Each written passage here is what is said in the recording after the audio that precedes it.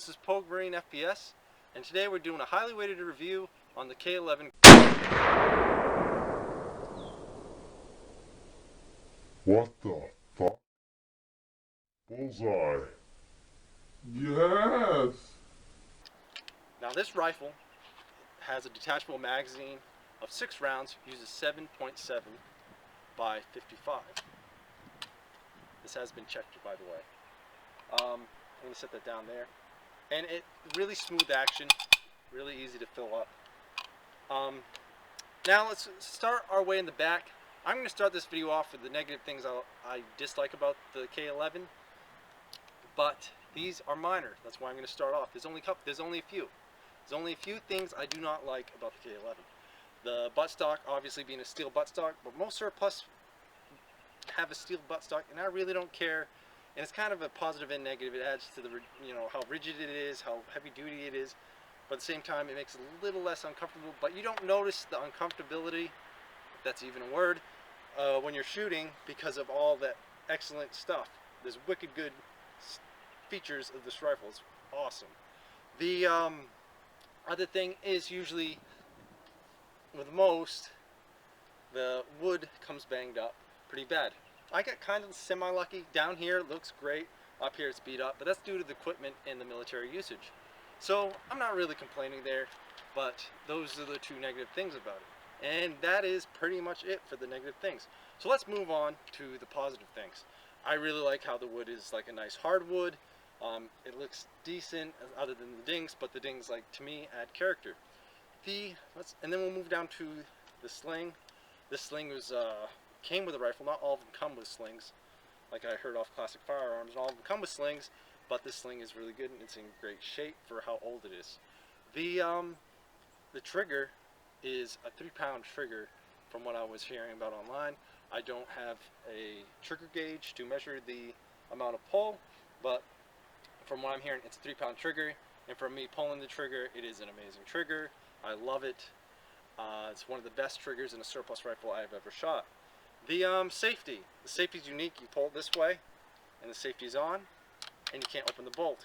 Pull it this way, you can open the bolt, close the bolt. Now, with that, the K33 and K11 are quite similar, other than the bolt's shorter. Let me take it off right now. Other than the bolt's longer. All they did is chopped it off there with the K33, and then they moved the sights back. That's mainly only difference between the both rifles. And also, if you look at the charging handle, these are rubber, and the ones that they put on the K33, I believe, are aluminum or some type of metal. I'm pretty sure it's aluminum.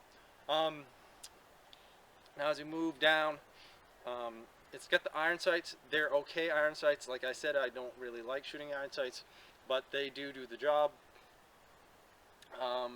I mainly like the ghost ring sights, stuff like that, like the M1, obviously the AR-15, M16 platform, kind of like that, the ghost rings. As we move down with the rifle, the barrel bands are really nice. They're heavy-duty barrel bands, and they are put in with a flathead screwdriver. There's a bayonet lug, and the sights are really heavy-duty. So it's a really good rifle, and the muzzle and the crown is deep in the rifle, so it's a really good rifle. And I cannot stress how much the accuracy is with this rifle. This rifle is accurate as hell. I shot iron sights, I didn't tape it, but pretty much the windage was fine. It was just the elevation. I made a straight line, like about that wide, up and down, I think with 6 shots. Just a line is due to me bringing the rifle up and down like this, because like I said, I'm not very great with leaf sights, but that was human error, and I believe if human error was eliminated, this rifle would be crazy. Well, it is crazy. It's crazy good. Everybody's gonna cringe when they see the scope mounted on here. This is not a permanent scope mount. You keep the 2 original screws. You can screw this on, screw this off, and it doesn't even touch the metal on the rifle other than the screw points here. So it's not affecting the rifle, it's not wearing the rifle down, and nobody can even tell that it was on there anyway.